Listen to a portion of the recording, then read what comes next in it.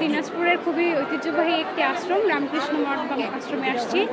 এখানে আমরা অষ্টমী তিথিতে কুমারী দেবীর পূজা করে থাকি, যেটা একমাত্র রামকৃষ্ণ মিশনের আন্ডারে হয়ে থাকে, সারা বিশ্ব জুড়েই বলতে পারেন। তো আমরা মা কুমারীর পূজার মাধ্যমে এটাই প্রচার করতে চাই যে নারী পুরুষ সব কিছুর ভেদাভেদে আমরা নারীকে মাতৃশ্রদ্ধায় যে পূজনীয়, এটা সেই ধারণা বা সেই কনসেপশনটা সবার মাঝখানে দিতে চাই আর কি। এই জন্য আমরা কুমারী দেবীকে পূজার মাধ্যমে মাতৃ যে রূপ, মাতৃস্বরূপিণী যে মা, সবার মাঝখানে মাকে দর্শন করে তার পূজা করে থাকি। তো এই উদ্দেশ্যে আজকে আসা, আর এতটুকুই প্রাপ্য যে সবার মধ্যে এই সাম্যতা বিরাজ করুক, সবাই যেন নারীকে মাতৃরূপে সমজ্ঞানে পূজা করে থাকে, পূজা না করলেও শ্রদ্ধাটুকু করে থাকে। এটাই আমাদের চারপাশের যে এখন অবস্থা আমাদের দেখাই যাচ্ছে, ধর্ষণ হচ্ছে, এটা হচ্ছে, ওটা হচ্ছে। তো এইসব থেকে পরিত্রাণের একটা সুন্দর মাধ্যম বলতে পারেন যে আমরা কুমারী দেবীকে পূজার মাধ্যমে, শ্রদ্ধা অর্পণের মাধ্যমে এই যে আজকের এই চেতনাটা সবার মধ্যে দিতে। আমি এখানে আসছি, আমরা এখানে রামকৃষ্ণ আশ্রমেরই ভক্ত। পূজা প্রত্যেকবারই দেখা হয়, ভালো লাগে যে প্রত্যেকবারে আসি, আর এটার জন্যই আমরা অপেক্ষা করি যে আমাদের কুমারী পূজা কখন হবে, আমরা সেই অপেক্ষা থাকি। এবং আজকে আমরা সকালবেলা কুমারী পূজা দেখার উদ্দেশ্যেই এখানে আসছি। আমরা এটার জন্যই অপেক্ষা করি। আসলে দুর্গাপূজা তো সব জায়গায় দেখা হয়, আমরা কুমারী পূজা স্পেশালি এখানে রামকৃষ্ণ মঠ মিশনে কুমারী পূজা হয়, আমরা এটা দেখার জন্য এখানে আসি।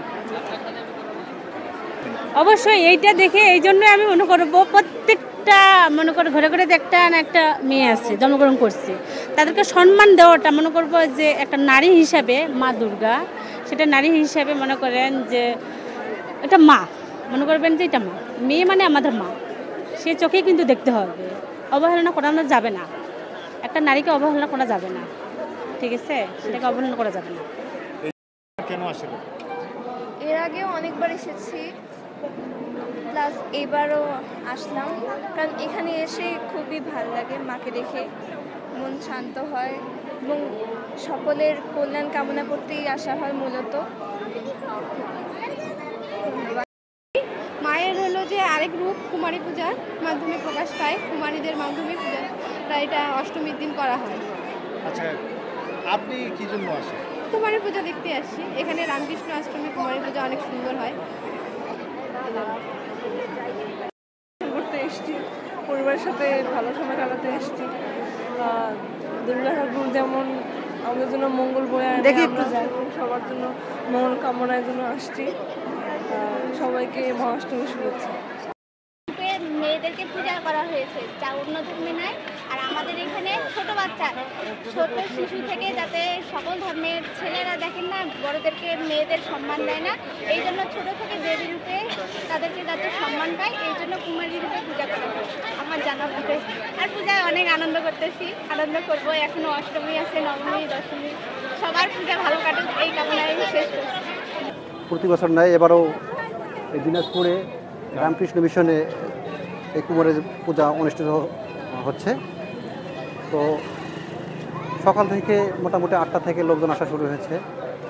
প্রশাসনের লোক আমরা যারা আছি, বিশেষ করে পুলিশ, আমাদের ডিএসবি, আমাদের বিজিবি, পুরো এলাকা জুড়ে কঠোর নিরাপত্তার ব্যবস্থা করা হয়েছে।